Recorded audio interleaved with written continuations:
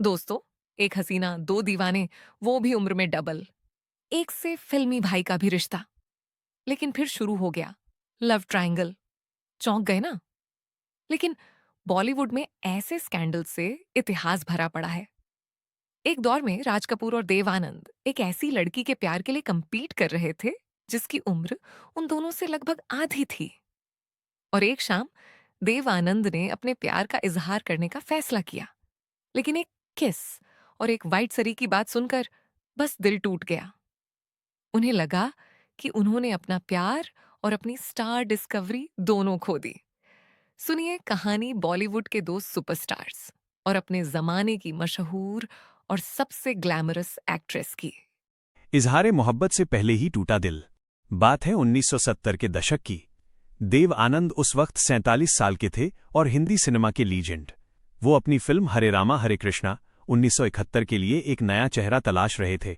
एक ऐसा चेहरा जिसमें थोड़ी बगावत हो, थोड़ी आज़ादी हो। उनकी नज़र पड़ी जीनत अमान पर, सिर्फ 19 साल की बिंदास लड़की, आधी इंडियन आधी जर्मन। जीनत की पहली फिल्म हलचल बिना किसी हलचल के गायब हो गई थी। वो अपनी माँ और सौतेले पिता के साथ माल्टा जाने के लिए सामान बांध चुकी थीं। तभी उनकी किस्मत पलटी। देव आनंद ने जीनत को मिलने के लिए बुलाया। वो अपनी माँ के साथ गईं, बेफिक्र अपने पाइप में तंबाकू भरती हुईं। आंखें मिली और हो गया जादू।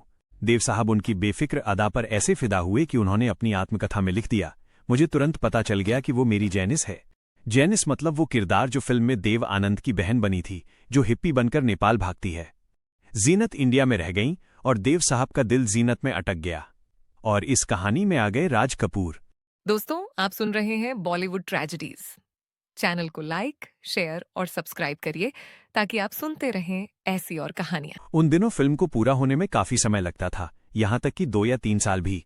इस दौरान जीनत और उनकी मां ने एक बार फिर मुंबई छोड़ने की तैयारी की और एक बार फिर देव साहब ने उन्हें रुकने के लिए मना लिया। उन्होंने जल्दी संपादन करने और फिल्म को सिनेमाघरों तक पहुंचाने का वादा किया। फिल्म रिलीज हुई, एक बड़ी हिट बन गई और जीनत अमान एक स्टार बन गई। और देव साहब उनके लिए एक और स्क्रिप्ट लिखने लगे। हरे रामा हरे कृष्णा के बाद जीनत अमान देव आनंद की फिल्मी सिस्टर से हीरोइन बन गईं।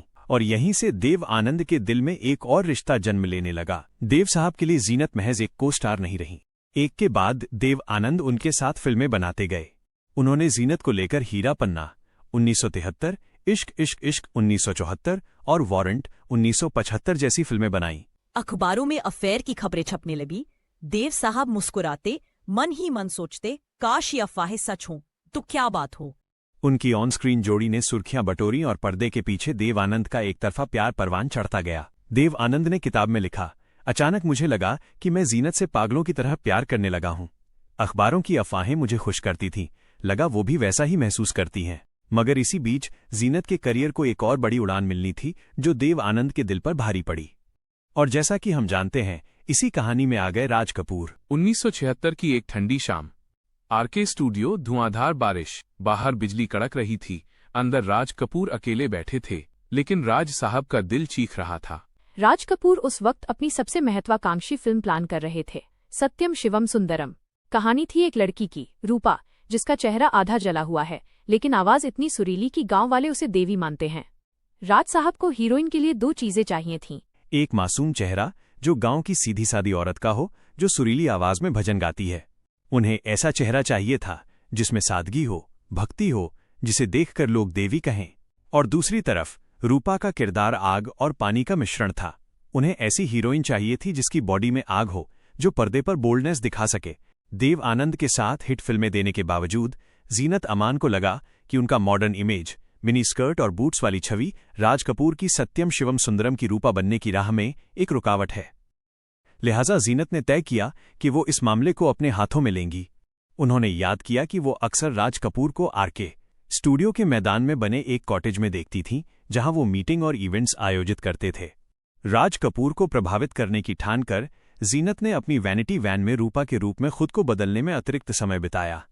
उन्होंने याद करते हुए बताया, मैंने एक घाघरा चोली पहनी, अपने बालों को परांदी से गूंथा और फिर अपने चेहरे पर निशान स्कार बनाने की कोशिश में गोंद के साथ टिश्यू पेपर चिपका लिया।